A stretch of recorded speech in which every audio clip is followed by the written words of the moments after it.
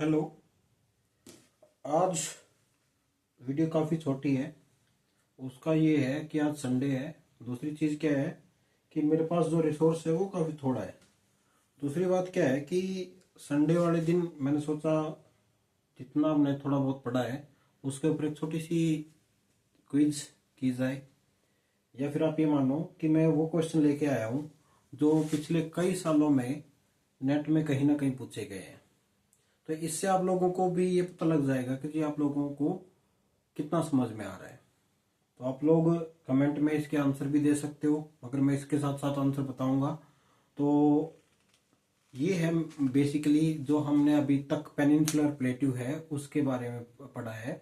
उसके कुछ एक मल्टीपल चॉइस क्वेश्चन है, दो क्वेश्चन है असर्टेन रीजनिंग वाले। ठीक है, पहले हम बात करते हैं जो आपके मल्टीपल चॉइस क्वेश्चन है। Black soil is mainly found in which part of the central highland. जो मध्य उच्च भूमि है उसमें जो काली मिट्टी पाई जाती है वो कहाँ पर पाई जाती है, क्योंकि हमने जब इसको पढ़ा था तो उसमें हमने एक चीज पढ़ी थी कि इसको हम रीजनली ज्योग्राफिकली चार भागों में बांटते हैं: बुंदेलखंड, भागलखंड, मालवा पठार और छोटा नागपुर पठार। इन चारों की अलग अलग विशेषताएं हैं। उनमें से क्या है, हमें ये बताना है कि ऐसा कौन सा पठार है या कौन सा भाग है जहां पर काली मिट्टी पाई जाती है। अब मैंने जब पढ़ा रहे थे उस टाइम पे एक चीज बताई थी कि जी जो मालवा का पठार है वो मुख्य रूप से लावा से बना हुआ है। तो इसमें जो सी पार्ट है वो इसका आंसर है कि यहाँ पर क्या है कि आपकी काली मिट्टी पाई जाती है, उसका एक रीजन है। ठीक है। Second, which river forms the southern most boundary of the central highland. जो सेंट्रल हाईलैंड है उसकी जो दक्षिण की जो सीमा है वो कौन सी नदी बनाती है, क्योंकि देखो तापी है, गोदावरी है, नर्मदा है और महानदी है। ये सारी की सारी इस क्षेत्र को सिंचित करती है। तो उस कंडीशन में आप लोगों को ये बताना है कि ऐसी कौन सी नदी है जो इसकी दक्षिणी सीमा बनाती है। तो उस कंडीशन में तापी नहीं बनाती, गोदावरी नहीं बनाती क्योंकि ये इस तरफ बहती है, महानदी नहीं बनाती, तो सिर्फ एक रहेगी नर्मदा। तो सी इसका आंसर है। ठीक है। Next, which river drains Baghelkhand region. जो बागलखंड रीजन है उसमें से कौन सी नदी बहती है। कावेरी बिल्कुल बाहर हो गई, सबसे नीचे है। ठीक है। तापी ये भी बाहर हो जाती है क्योंकि ये नीचे किस में आती है, डेक्कन प्लेटू के अंदर आती है। दो रह गई, एक रहेगी चंबल और एक रहेगी सोन।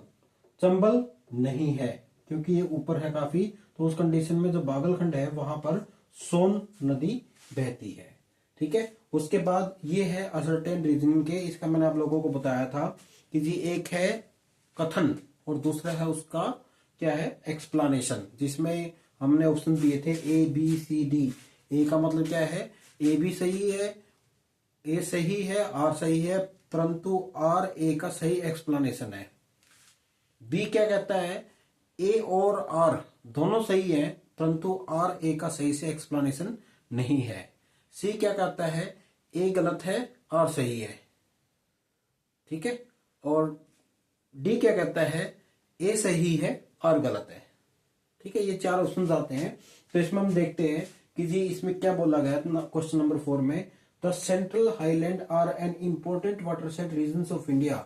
जो मध्य उच्च भूमि है वह वाटरशेड रीजन है मुख्य। उसका उन्होंने रीजन क्या बताया है, they separate the drainage of Ganga basin. वह गंगा बेसिन और जो आपका पेनिनसुलर प्लेट्यू है उन दोनों को क्या करती है, अलग करती है। ठीक है। उसका रीजन क्या हुआ, जो सेंट्रल हाईलैंड ऊंचा है वो वास्तव में एक वाटरशेड का कार्य करता है। वो क्या करता है, गंगा नदी को की जो सहायक नदियां हैं उसको एक तरफ उसका फ्लो होता है और जो पेनिनसुलर प्लेट्यू की जो नदियां हैं वो एक तरफ फ्लो करती है।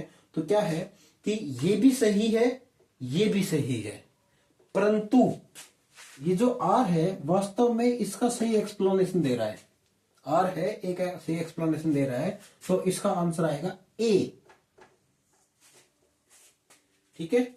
Next, Chambal ravines are a prominent erosional feature of the central highland. जो मध्य उच्च भूमि है वहां पर जो चंबल रेवाइंस है, भेड़ खड़ पाए जाते हैं, वह यहाँ की मुख्य अपर्दन वाली क्या है, एक फीचर्स है, बिल्कुल सही है ये। सेकंड क्या है, सॉफ्ट एल्यूवियल डिपॉजिट्स, जो वहां पर काफी नरम जलोढ़ मिट्टी के जो निक्षेप पाए जाते हैं वो इजीली इरोड हो जाते हैं। ये भी सही है। और कि जो अवसादी मिट्टी है या जलोढ़ मिट्टी है उसके जो निक्षेप होते हैं, जमाव होता है, वो जल्दी से इरोड हो जाता है। परंतु जो ये चीज है इस चीज को एक्सप्लेन नहीं करता, इसके रीजन कुछ और है। ठीक है, वहां पे जो बड़े बड़े खड्ड बने हुए हैं उसका रीजन कुछ और है, इसके रीजन नहीं है। तो इस कंडीशंस में ए भी सही है, आर भी सही है, परंतु आर ए की सही से एक्सप्लेनेशन नहीं देता, तो इसको हम बोलेंगे बी। इसका आंसर आएगा बी। तो ये थे आज के क्वेश्चंस। अगर आप लोग इसे ही इंटरेस्टिंग क्वेश्चन और देखना चाहते हो या करना चाहते हो तो प्लीज कमेंट बॉक्स में बता देना। हम आगे भी इस प्रकार से बीच बीच में ऐसे कुछ एक छोटी छोटी चीज लेके आते रहेंगे ताकि आप लोगों को का ज्ञान बढ़ता रहे।